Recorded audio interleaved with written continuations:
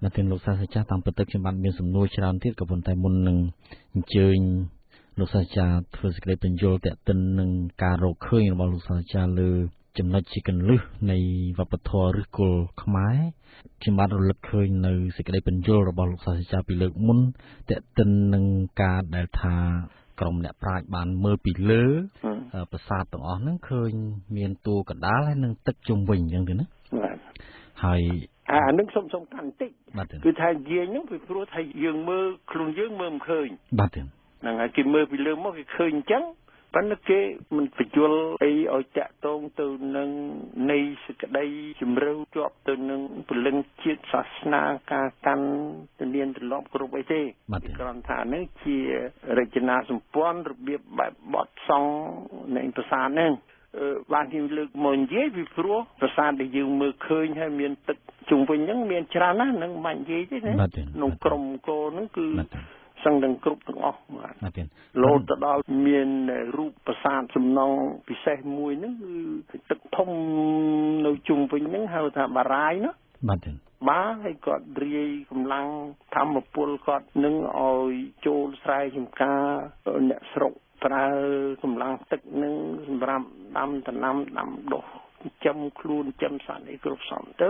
ហើយនៅចំកណ្ដាលហ្នឹងមានប្រាសាទថ្មហ្នឹងឈ្មោះថាមេបូនបាទមេបូនបារាយពេលនេះយើងមិនយល់នៃសេចក្តីអស់ហ្នឹងយើងប្រែទៅជាមេបុនវិញបាទប្រាសាទមេបុនអញ្ចឹងណាបាទបើមើលអក្សរដែលអ្នកប្រាជ្ញប្រាំងទៅរកឃើញមុនដំបូងហ្នឹងគេសរសេរតាមអ្នកស្រុកទំនៀមទម្លាប់ហៅហ្នឹងគេទៅសេបូនស្រៈអូអញ្ចឹងទៅមានមួកកតាប់ពីលើហ្នឹងដើម្បីសម្គាល់ថាវាវែងណាបាទហើយអិនអឺអញ្ចឹងទៅហើយដល់យើងបែរមកធ្វើឲ្យកាន់ទៅជាបល័យសំស្ក្រឹតទៅទៀតឲ្យជាប់ទៅជាឥណ្ឌាទាំងអស់កុំឲ្យមានអីជាខ្មែរពេលនោះបានយើងកែទៅជាមេបុន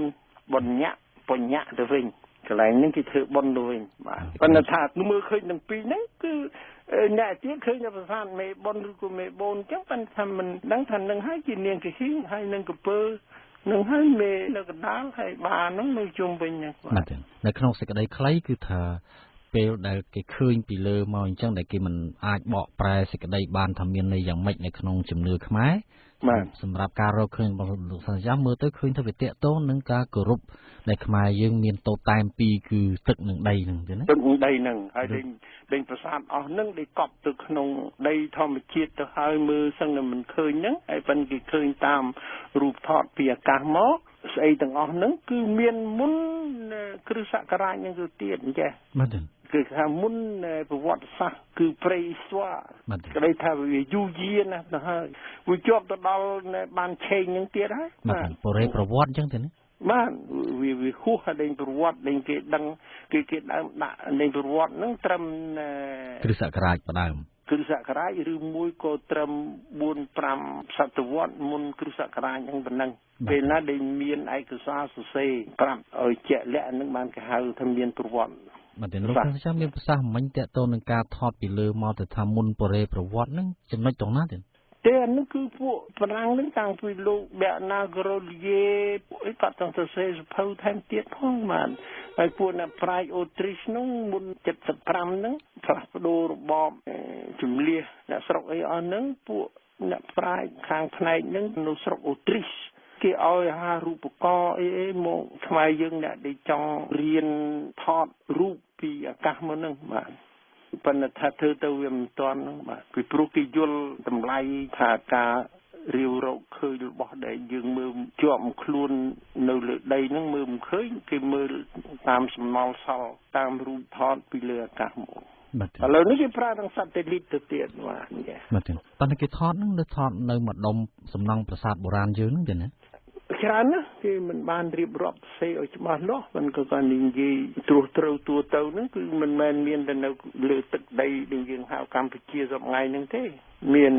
នៅស្រុកជិតខាងយើងនឹងទៀតពិសេសជាងគេហ្នឹងជាប់ទៅនឹងថៃយើងសប្តាហ៍ហ្នឹងហើយបាទលោកសួរខ្ញុំមិនថាឲ្យទីហោអីមួយមកនឹងប្រាប់ថាឲ្យគាត់ទៅឃើញស្អីមួយយើងអាចឲ្យយោបល់អាចបញ្យល់អាចឃើញថានឹងជាខ្មែរណាបាទ ជាបាតឬគល់ពលឹងក្បូនសាសនាខ្មែរយើងនឹងជាប់ទៅសាសនាជីហើយនឹងការកាន់គោរពគ្រូទាំង5នោះដូច្នេះឃើញទឹកនៅជុំវិញសំណង់អគារហ្នឹងគឺអាចបកសេចក្តីបានទៅអញ្ចឹងភ្លាមទេណាជាអញ្ចឹងភ្លាមបាទពីព្រោះចេះគោលដៅដំបូងបងអស់របស់ពួកបាគូដែលគេសាងសង់ស្ថាបនាប្រាសាទហ្នឹងគឺមិនមែនសម្រាប់ឲ្យមនុស្សយើងទៅនៅលើនោះទេឬក៏ឲ្យស្ដេចសោយរាជហ្នឹងទៅនៅក្រុងរាជនៅក្នុងទីប្រាសាទនោះទេប្រាសាទអស់នោះទុកសម្រាប់គ្រាន់តែបូជាថ្វាយរំលឹកទៅដល់អ្វីដែលជាទីគោរពដែលយើងកាន់ថាជាកម្ពូលល្អត្រឹមត្រូវជាគោលទីដៅរបស់ជនជាតិយើងនឹង